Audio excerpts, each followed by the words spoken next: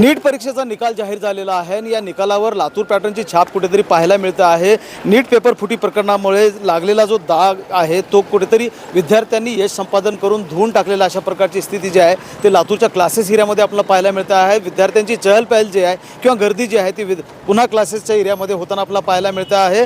लातूरचे वेगवेगळ्या संस्थांचे आणि क्लासेसचे विद्यार्थींची संख्या जर आपण लक्षात घेतली तर 1,500 पेक्षा जास्त विद्यार्थी जे आहेत ते या वेळेला शासकीय वैद्यकीय महाविद्यालयामध्ये प्रवेश घेण्यासाठी पात्र ठरतील अशा प्रकारची स्थिती आहे किंवा त्यापेक्षा जास्त ही संख्या जी आहे ती पुढे येऊ शकते। एकूणच जर आपण लक्षात घेतलं तर MBBS आणि इतर जी वैद्यकीय महाविद्यालय आहेत त्यांची संख्या ही 2,000 पेक्षा जास्त पुढे जाऊ शकते।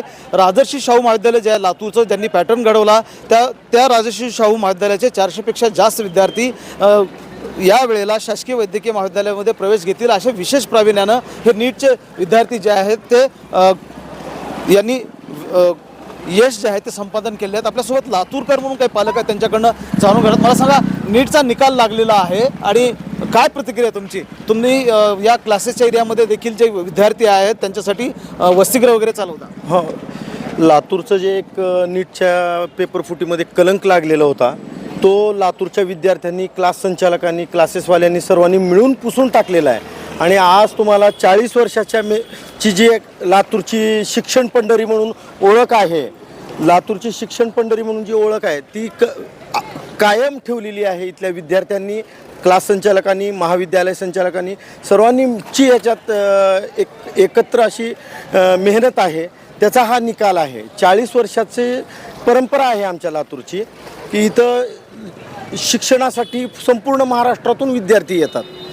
दुसरी गोष्ट म्हणजे इथून हा जो ट्युशन एरिया आहे इथून दरवर्षी 2,000 ते 2,500 विद्यार्थी हे MBBS GMCला लागतात, गव्हर्नमेंट मेडिकल कॉलेजला। नीट पेपर फुटीनंतर मोठेगावकर क्लासेसवर काय परिणाम होईल किंवा तिथे शिकणाऱ्या विद्यार्थ्यांवर काय परिणाम होईल अशा प्रकारची चर्चा जी आहे ती सांगण्यात येत होती, चर्चेली जात होती। महाराष्ट्रभर नाही देशभर मोठेगावकर क्लासेसची चर्चा झाली। मोठेगावकर क्लासेसमध्ये नेमकं काय चाललं हे देखील आपण जाणून घेणार आहोत, कारण या क्लासेसमध्ये मोठ्या प्रमाणामध्ये विद्यार्थी होते। मला सांगा, नीट परीक्षेचा निकाल जाहीर झालेला आहे, RCC पॅटर्नमध्ये तुम्ही काम करता।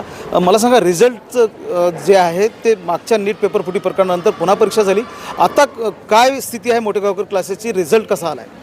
तर रिनीट नंतर मुलांनी परत एकदा पुन्हा जोशाने अभ्यास केला आणि जो रिझल्ट आलेला आहे 2026चा त्याच्यामध्ये आमचा विद्यार्थी कृष्णा जाधव याला 686 गुण मिळालेले आहेत आणि त्यानं ऑल इंडिया 172 रँक मिळवलेला आहे।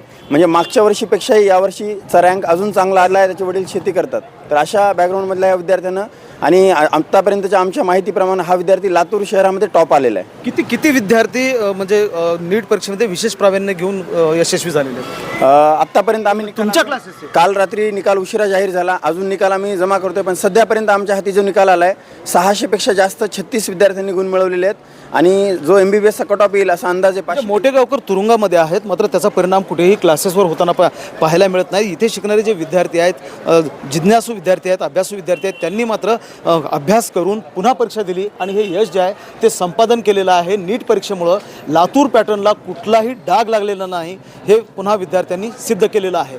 महेंद्र जोंधळे, TV9 मराठी, लातूर।